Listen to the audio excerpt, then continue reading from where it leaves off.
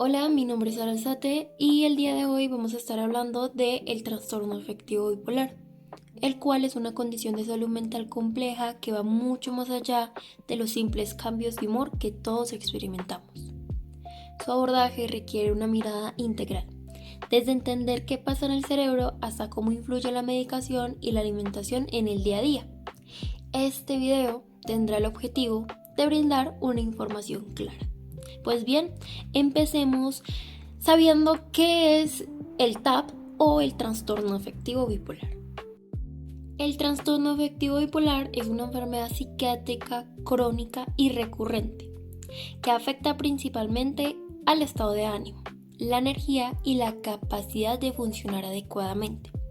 Este se caracteriza por fluctuaciones extremas, que van desde la euforia o la irritabilidad patológica, que esto también se le llama manía o hipomanía, hasta la tristeza profunda y la falta de energía, que también se lo conoce como depresión. Estas se intercalan habitualmente por periodos, por periodos. Significa que no es que la persona en el día fluctúen muchísimo sus emociones, que es algo que normalmente pasa en el humano. No siempre vamos a estar tristes todo el día, ni tampoco vamos a estar felices todo el día. Pero la gran diferencia es que estas personas pueden pasar meses con una misma emoción de base. Meses donde estén tristes a pesar de que sucedieron cosas que pudieron hacerlos felices, ¿cierto? Estos periodos se intercalan habitualmente con estados de ánimo normales, que se les llama eutimia. En este trastorno afectivo bipolar existen 3 tipos. Tenemos el tipo 1, donde hay presencia de al menos un episodio maníaco, o sea, de irritabilidad grave, y puede o no haber episodios depresivos, ¿cierto? En cuanto al tipo 2, vemos que hay presencia de episodios depresivos mayores y al menos un episodio hipomaníaco, más leve que la manía, sin psicosis y sin necesidad de hospitalización. Y por último tenemos el trastorno ciclotímico. Hay síntomas hipomaníacos y depresivos leves, pero persistentes durante al menos 2 años. Pero bien, miremos un poco de qué pasa dentro de el cuerpo de las personas con este trastorno. Hay que tener en cuenta que, aunque las causas exactas no se conocen por completo, la neurobiología del trastorno afectivo bipolar es multifactorial, ya que involucra alteraciones tanto estructurales como químicas en el cerebro. Por ejemplo, tenemos un desequilibrio a nivel de neurotransmisores. Existe una alteración en esa parte de la regulación, por ejemplo de la dopamina, que da la hiperactividad en manía, o la serotonina, que va a dar la regulación con la depresión y la impulsividad, y la noradrenalina. También, por ejemplo, tenemos una disfunción del sistema límbico. Tengamos en cuenta que esta zona del cerebro se encarga de regular las emociones, junto con la corteza prefrontal, que controla los impulsos y las decisiones. Lo que pasa es que se presentan fallas en la conectividad y la comunicación neural entre ambas zonas. Entonces no hay una coherencia entre las emociones que tengo y el control de impulsos y decisiones que tomo. Y por último tenemos el eje hipotálamo-hipófisis adrenal. Aquí hay una desregulación en la respuesta al estrés, lo que altera los niveles del cortisol y afecta la neuroplasticidad. Que la neuroplasticidad, recordemos que es esa capacidad del cerebro para adaptarse. Entonces, la persona, por ejemplo, pierde la capacidad de adaptar sus emociones bajo estrés. Entonces se mantiene una emoción base porque su cerebro no es capaz de adaptarse a la situación o el contexto que le entrega estímulos felices, por ejemplo. Y hablemos un poco de esos factores de riesgo para el desarrollo de este trastorno. Tengamos en cuenta que no se debe a una sola causa, sino que es la combinación de varios factores. Empecemos por la parte de la genética. Este trastorno es uno de los trastornos mentales más heredables. Tener un familiar de primer grado, que esto se refiere a que comparten aproximadamente la mitad de su información genética con una persona. Esto va a incluir padres, hijos o hermanos que tengan un TAP, multiplica por 10 el riesgo de padecerlo. En cuanto a los factores biológicos, tenemos por ejemplo la alteración en el ritmo circadiano. Este se refiere como nuestro reloj interno y nuestros ciclos del sueño. Y en cuanto a los factores ambientales y estresores, podemos ver que él lo puede desarrollar eventos traumáticos en la infancia, estrés crónico, abuso de sustancias como el alcohol, las drogas o estimulantes y pérdidas afectivas importantes, que todos estos pueden actuar como detonantes de estos episodios que se generan en el TAP. Bien, imaginemos en el caso hipotético de que yo tengo un familiar, por ejemplo mi padre, con este trastorno.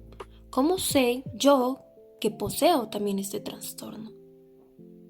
Pues bien, no existe análisis de sangre o estudios de imagen como unas resonancias que diagnostiquen como tal este trastorno de forma directa. Pero el diagnóstico es estrictamente clínico y se realiza mediante un tamizaje, paso por paso. Tenemos la entrevista psiquiátrica evaluativa. Esta se basa en los criterios de manuales oficiales como el DSM-5 o el Manual Diagnóstico y Estadístico de los Trastornos Mentales o el CIE-11.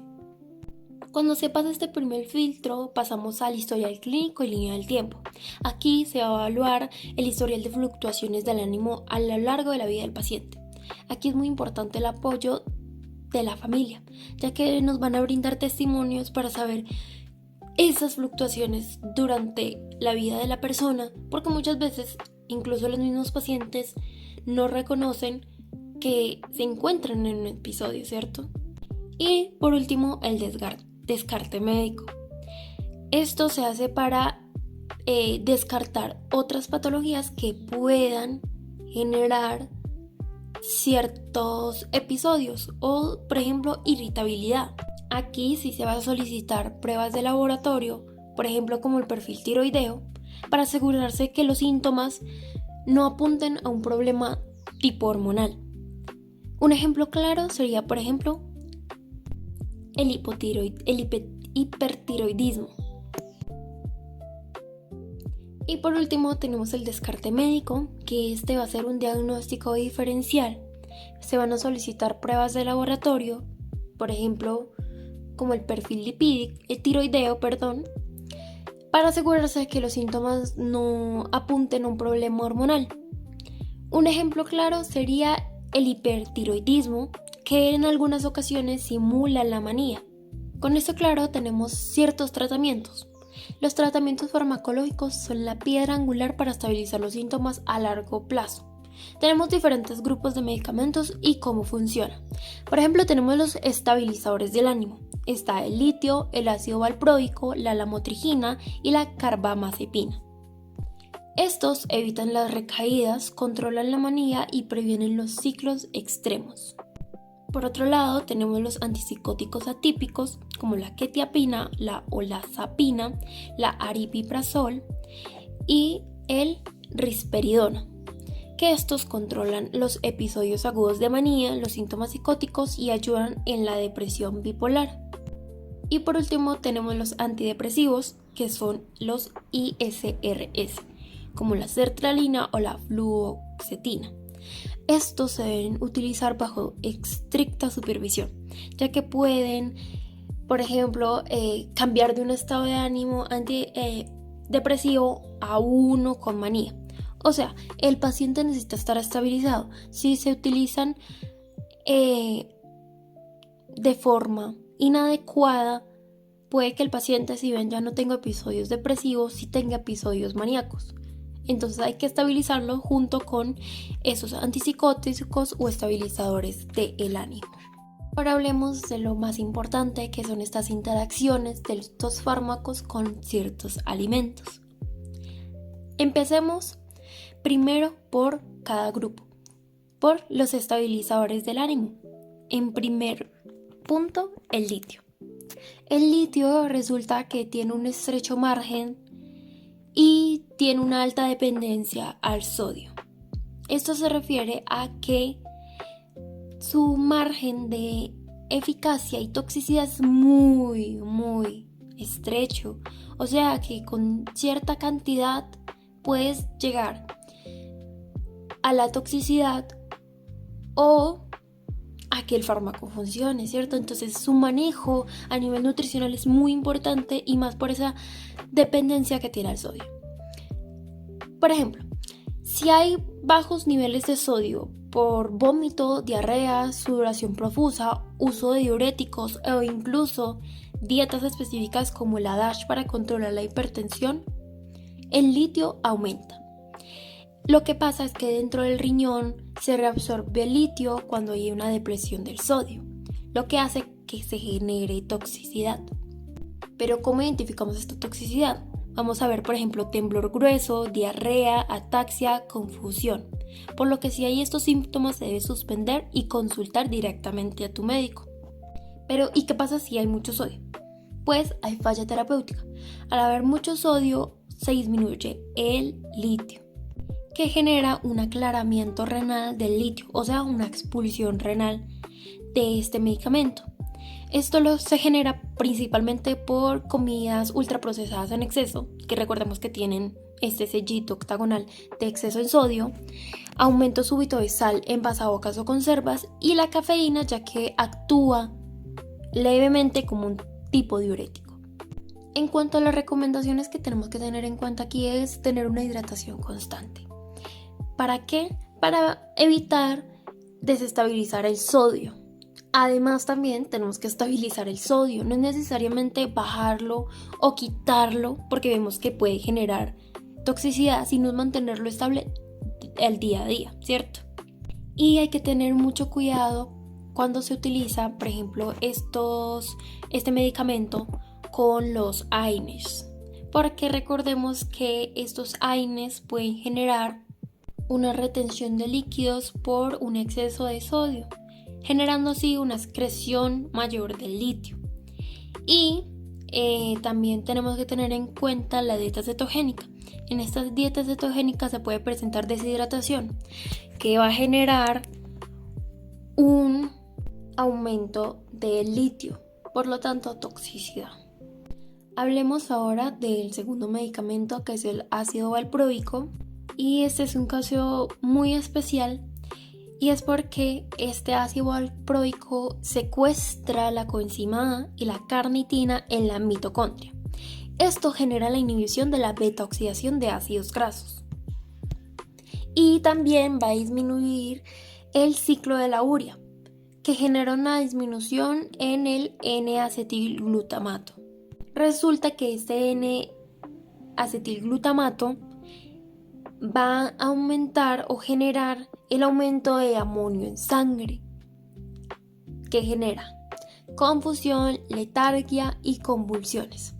Además de esto, como hay una inhibición de la beta-oxidación, el paciente puede aumentar de peso, ¿cierto? Pero en este caso, ¿qué hacemos? Pues suplementamos con L-carnitina oral de 50 a 100 miligramos por día, claramente si hay déficit confirmado. Además, debemos tener cuidado si este paciente utiliza dieta cetogénica, porque al haber una inhibición de la beta-oxidación, la dieta cetogénica va a obligar al cuerpo a utilizar las grasas como fuente principal de energía, pero no puede porque hay una inhibición de esta beta-oxidación, lo que va a generar una potencia en la toxicidad de este fármaco. Luego tenemos la carbamazepina, que este es un potente inductor del CYP3A4, al igual que la toronja. Por lo tanto, se debe evitar a toda costa con jugo de toronja, ya que esto puede aumentar sus niveles de toxicidad. Pero también hay un caso súper importante y es el riesgo que tiene a nivel cardiovascular. ¿Pero por qué? La carbamazepina junto con otros medicamentos, al ser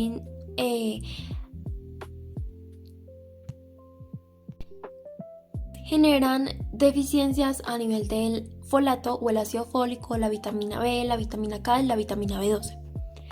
Pero lo más importante aquí es el folato y esa vitamina B12. Resulta que en el cuerpo tenemos un ciclo, por decirlo así, de la homocisteína y la metionina. Ambas se van transformando cada una en una. Pero aquí entra una parte importante y es el papel de la vitamina B12 y el folato.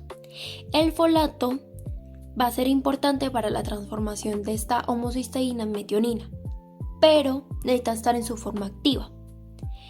Para estar en su forma activa, en tetrahidrofolato necesita quitarse de encima, por decirlo así, su N5-metil. ¿Y quién le quita de encima su N5-metil? Exactamente, la vitamina B12. Pero ¿qué pasa si no hay vitamina B12 ni hay folato? Hay un aumento de la homocisteína. Esta homocisteína genera un aumento de los radicales libres y una disminución del óxido nítrico. Esto generando en el cuerpo un daño a nivel endotelial. ¿Y cómo se pasa de un daño a nivel endotelial a un riesgo cardiovascular? Pues se genera un aumento, una producción de estas placas ateromatosas. Las placas ateromatosas pasan a ser trombos y estos trombos pueden llevar a un infarto agudo al miocardio. Y por eso hay riesgo a nivel cardiovascular. En cuanto a la vitamina D, podemos ver que su deficiencia puede generar osteopenia y osteoporosis crónica, pero también recordemos que el folato y la vitamina B12, aparte de este riesgo cardiovascular, su déficit puede generar anemia megaloblástica. Porque recordemos que estas dos vitaminas también influyen en el ciclo de la producción de los glóbulos rojos. En cuanto a la lamotrigina, si bien no tiene tantas interacciones, tenemos que tener en cuenta si se está tomando anticonceptivos orales, ya que la lamotrigina puede disminuir estos niveles. Luego tenemos el otro grupo que son los antipsicóticos atípicos. Estos son un caso bien importante a nivel nutricional, ya que este grupo va a dar la subida de peso. Por ejemplo, tenemos la clozapina o la olazapina en este riesgo alto de subida de peso, ya que por ejemplo la ganancia de peso en 52 semanas es de 10 a 14 kilogramos, o sea más del 7% en un 86%. Luego tenemos la quetiapina y la risperidona, que son más o menos intermedio, van a hacer que el paciente en 52 semanas suba de 5 a 10 kilogramos. Y en nivel bajo tenemos, por ejemplo, el aripiprazol, que van a hacer que el paciente en 52 semanas suba de peso de 1 a 4 kilogramos. Pero ¿por qué es importante? Esto es importante porque si, por ejemplo, el paciente tiene uso crónico de estos medicamentos, vamos a ver un aumento de peso. No solo en 52 semanas, sino que como es uso crónico va a haber un aumento constante de peso en el paciente. Entonces, a nivel nutricional debemos, por ejemplo, controlar las porciones, disminuir ciertos alimentos, también controlar estos indicadores a nivel antropométrico. Estos indicadores a nivel antropométrico para evitar que el paciente llegue a un sobrepeso o a una obesidad. Además, decirle al paciente que no puede dejar de comer. Ojo, no puede dejar de comer porque muchos fármacos dependen de la comida para que se absorban de manera correcta. Y si el paciente no come, hay menos fármaco y hay recaída en este trastorno. En cuanto al manejo nutricional, tenemos que tener en cuenta que la nutrición juega un papel de soporte crucial, no como tal para sustituir la medicación, sino para potenciar el bienestar y mitigar estos efectos secundarios de estos fármacos, como el aumento de peso o el riesgo metabólico. Tenemos la dieta antiinflamatoria. Esta dieta antiinflamatoria tiene un estilo de patrón alimentario tipo mediterráneo. O sea, alta en frutas, verduras, legumbres y granos integrales. ¿Pero por qué es importante? Se ha confirmado que existe una fuerte relación entre la inflamación sistémica y los trastornos del ánimo.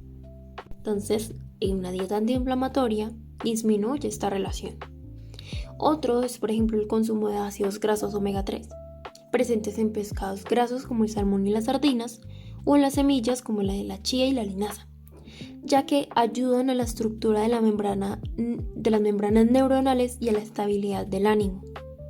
Y algo también súper importante, y es ese eje intestino-cerebro, o sea, nuestra salud de la microbiota, ya que el consumo de alimentos fermentados y fibra, o sea, los probióticos, favorecen la microbiota, la cual produce neurotransmisores claves, como los que se mencionaron en esta parte de la fisiopatología de este trastorno. Y claro, evitar estimulantes. Esto se refiere a restringir el café, las bebidas energéticas y el alcohol, ya que alteran agresivamente los ciclos del sueño, siendo el insomnio el principal detonante de las crisis maníacas.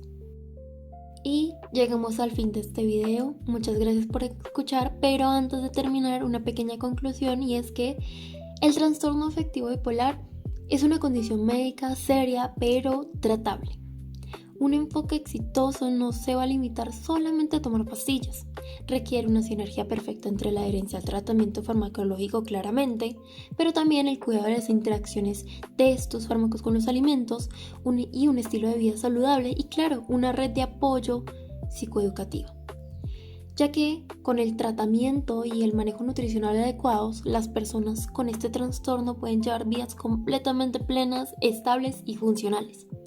Y pues, ese es el fin ser de un nutricionista, apoyar el tratamiento médico para que la persona tenga el bienestar que se merece. Muchísimas gracias por escuchar y nos vemos en un próximo video.